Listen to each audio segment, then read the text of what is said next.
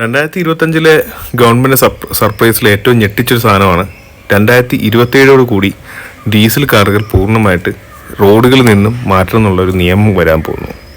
അതെന്ന് വെച്ചാൽ ഒരു പാനൽ ബോർഡാണ് ആ അഡ്വൈസറി കൊടുത്തിരിക്കുന്നത്. അതായത് 2027 റോഡുകളിൽ ഡീസൽ കാറുകൾ പാടില്ല, ഡീസൽ കാറ് പറ്റത്തില്ല, ഡീസൽ ബസ് പറ്റത്തില്ല, ഒന്നും പറ്റത്തില്ല. ഇപ്പോൾ തന്നെ ഡീസൽ കാറുകൾ, അതായത് മൊത്തം 100 കാറുകൾ എടുക്കുവാണെങ്കിൽ അതിനകത്ത് വെറും 18% അല്ലെ 18% മാത്രമേ ഡീസൽ കാറുകളുള്ളൂ. ഒരു 2-3 വർഷം മുമ്പ് വരെ അത് 32-33% ഡീസൽ കാറുകളുടെ വിൽപ്പന ഉണ്ടായിരുന്നത് രാജ്യത്ത്.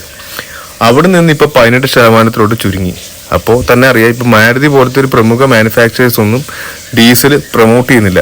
അപ്പം ഡീസൽ മൊത്തത്തിൽ ചത്തുകൊണ്ടിരിക്കുകയാണ് ഓട്ടോമാറ്റിക്കായിട്ട്. അതിൻ്റെ കൂട്ടത്തിൽ ഉള്ളവരുടെ കയ്യിലുള്ള കാറും കൂടെ പിടിച്ചെടുത്ത് അല്ലെങ്കിൽ അതും കൂടെ നിരോധിച്ച് കൊണ്ടുപോകാനുള്ള പദ്ധതിയിലാണ് ഗവൺമെൻറ്.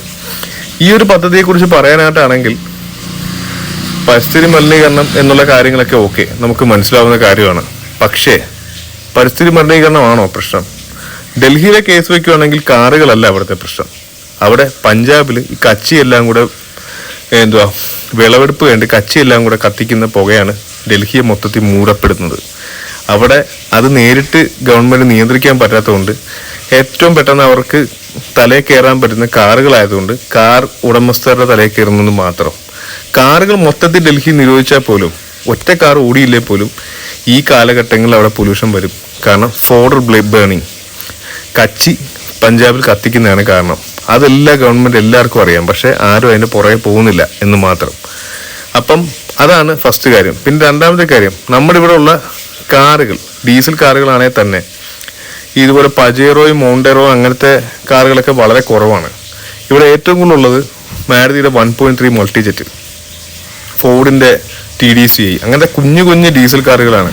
അതായത് ഒരു ചെറിയ എഞ്ചിനും പ്ലസ് ടെർബോ ചാർജറും കൂടി ഇൻക്ലൂഡ് ചെയ്ത് വരുമ്പോഴത്തേക്ക് എന്തായാലും ഡീസൽ കാറുകളിൽ നിന്നും ഹൈഡ്രോ കാർബണിൻ്റെ തോത് വളരെ കുറയ്ക്കാൻ പറ്റും. അത് ടെക്നിക്കലി പ്രൂവൺ ആണ്. അപ്പം ഇത്രയും ചെറിയ എഞ്ചിൻ പ്ലസ് ടെർബോ ചാർജർ വിത്ത് മോഡേൺ CRDA ടെക്നോളജി ഉള്ള കാറുകൾക്കൊന്നും പറയത്തക്ക പൊല്യൂഷൻ ഒന്നും വരാൻ ചാൻസ് ഇല്ല എൻ്റെ ഒരു കാഴ്ചപ്പാടിൽ. അതുകൊണ്ട് അത് നിരോധിക്കുന്നതിൻ്റെ കാര്യം എനിക്ക് അറിയത്തില്ല എന്താണ് കാര്യം എന്നുള്ളത്. പിന്നെ മൂന്നാമത്തെ ഒരു കേസ് പറഞ്ഞുതരാം. മൂന്നാമത്തെ കേസ് എന്ന് വെച്ചാൽ ഡീസല് കുറച്ച് മൈലേജ് വരുന്ന സംഭവമാണ്. നമുക്കറിയാം ഏതൊരു ഡീസൽ കാറിനും മിനിമം 22-23 കിലോമീറ്ററൊക്കെ മൈലേജ് കിട്ടുന്നുണ്ട്. അപ്പം നേരെ അതങ്ങ് നിരോധിക്കുവാണെങ്കിൽ നിങ്ങൾക്കിപ്പോൾ അറിയാൻ പറ്റും, പുതിയ ജനറേഷൻ കാറുകൾ എടുത്തവന്മാരെല്ലാം, ഞാൻ എൻ്റെ ഒരു കൂട്ടുകാരൻ ഈ ഇടയ്ക്ക് ഒരു വെർച്യൂസ് മേടിച്ചായിരുന്നു വോക്സ് വാഗൻ്റെ. അവനോട് ഞാൻ വലിയ കാര്യത്തിൽ ചെന്ന് മൈലേജ് എത്രയാണെന്ന് വെച്ചപ്പോൾ പുള്ളി പറഞ്ഞ 8-9 എന്നാണ്.